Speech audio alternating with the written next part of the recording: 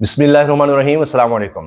بین الاقوامی ادارے یہ کہہ رہے ہیں کہ دونوں طرف سے تصدیق ہو رہی ہے کہ ایل او سی پر شدید فائرنگ ہو رہی ہے اور اس میں بھاری ہتھیاروں کا بھی استعمال ہو رہا ہے۔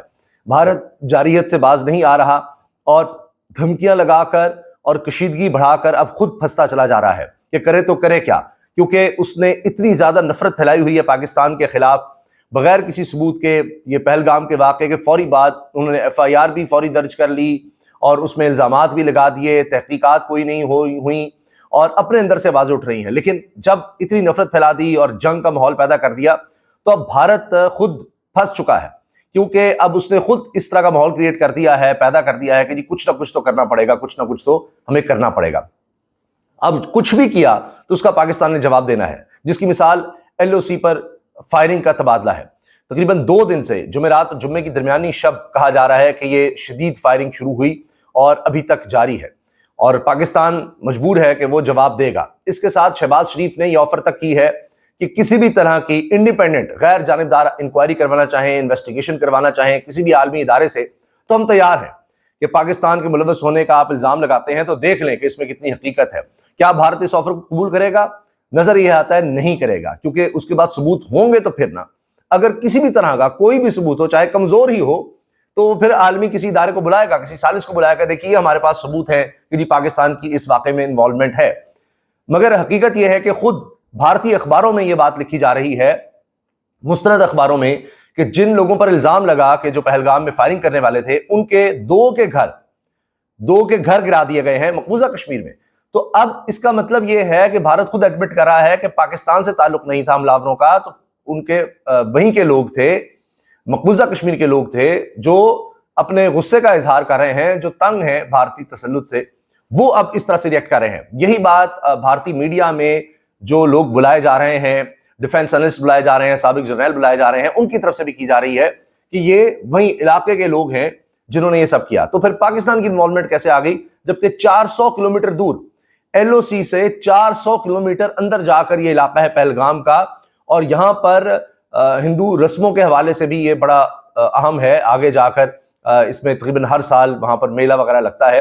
تو اس میں کس طرح سے واقعہ ہو گیا، سیکیورٹی لیپس ہے، ایجنسیاں کیا کرتی رہیں، اور اس کے ساتھ ساتھ واقعے کے کتنی دیر کے بعد ریئیکشن ہوا، وہاں پر ان کی فوج پہنچی، یہ سارے سوال ہیں۔ مگر بجائے اس کے کہ انٹرنلی دیکھا جائے، اس کو پاکستان پر ڈالا جا رہا ہے۔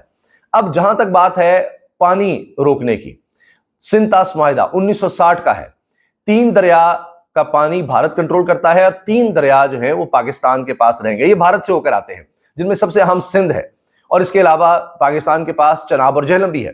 اب یہ کہا جا رہا ہے جی ہم ایک قطرہ نہیں آگے جانے دیں گے۔ ایک تو فوری طور پر یہ ممکن نہیں ہے، اس کے لیے ڈیمز بنانے پڑیں گے، نہریں نکال کر دوسرے دریاؤں میں جہاں پر انہوں نے ڈیمز بنائے ہوئے ہیں، وہ تو 3 دریا تو ہمارے پہلے ہی خشک کر دیے ہیں جو بھارت کے کنٹرول میں ہیں اس معاہدے کے بعد، سندھ طاس معاہدے کے بعد، جس میں راوی، بیاس اور ستلج ہے۔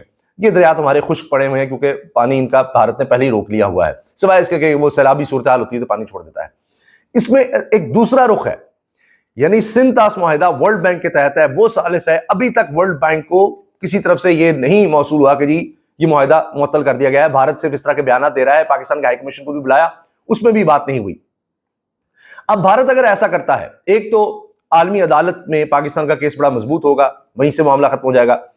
دوسرا یہ کہ پاکستان مجبور ہوگا، یعنی 25 کروڑ لوگ ہیں، ان کو پیاسا تو نہیں مارا جا سکتا، تو پیاس سے اگر لوگ مریں گے تو آپ کا خیال ہے کہ وہ چپ کر کے بیٹھیں گے؟ پوری کی پوری قوم لڑے گی، پھر پوری قوم لڑے گی۔ اور یہ خبریں آ رہی ہیں کہ خدا نخواستہ بات بڑھے گی تو یہ بہت خوفناک صورتحال ہوتی ہے۔ دونوں ملک ایٹمی طاقت ہیں اور پاکستان یہ واضح کر چکا ہے کہ وہ اپنی بقا کے لیے کسی بھی حد تک جا سکتا ہے۔ تو یہ ایٹم بم جو ہے ایسے ہی تو نہیں پھر بنائے یا رکھے ہوئے۔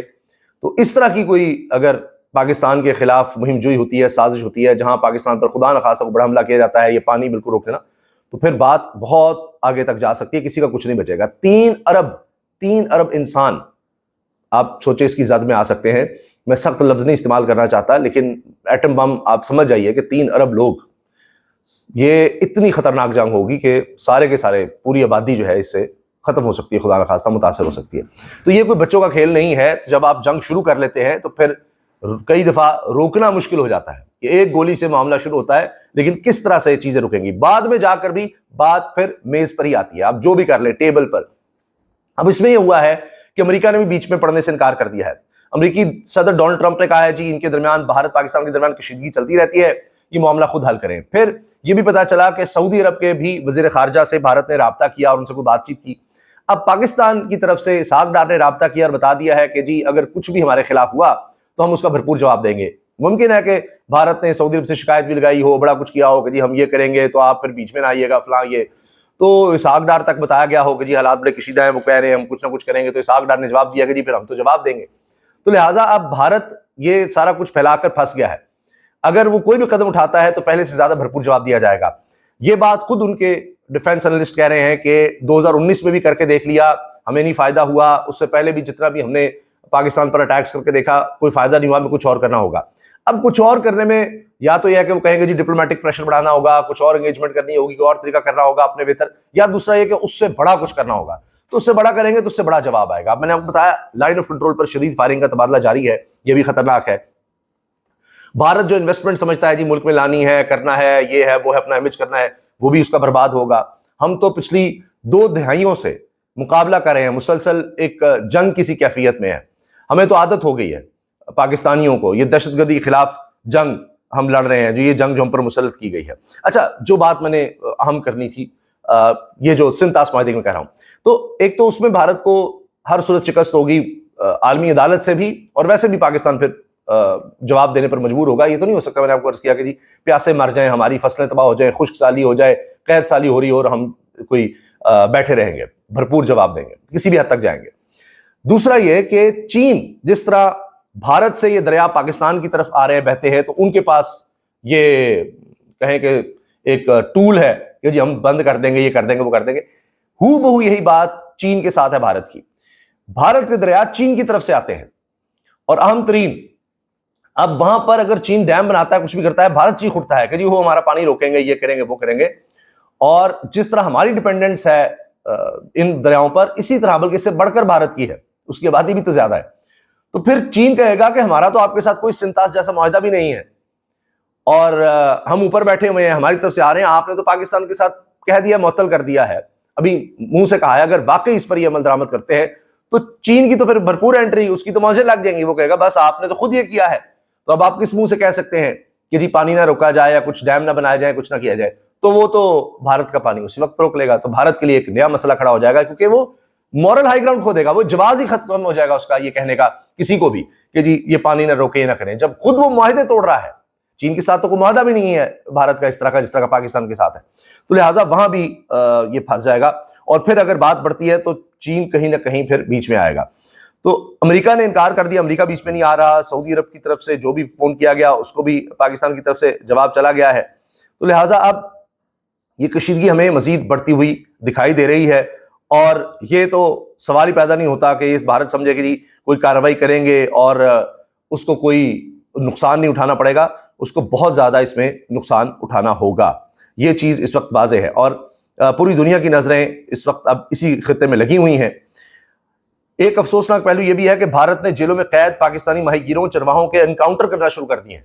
یہ اپنے لوگوں کو سیٹسفائی کرنے کے لیے ان معصوم لوگوں کو پکڑ پکڑ کر مارا جا رہا ہے, اور دکھایا جائے گا کہ جی یہ تو دہشت گرد تھے, یہ تھا, وہ تھا. تو اس سے آپ دیکھیں کہ کس قدر ان میں نفرت ہے, اور وہ کسی بھی حد تک جا سکتے ہیں. صرف یہ کہ جو ہم نے جو اب یہ کھیل رچا دیا ہے, یہاں تک بات لے آئے ہیں, تو لوگوں کو کیسے مطمئن کرنا ہے. جو بھی انشاءاللہ اپڈیٹس ہوں گی آپ سے شیئر کرتے رہیں گے. اجازت دیجیے, اللہ حافظ.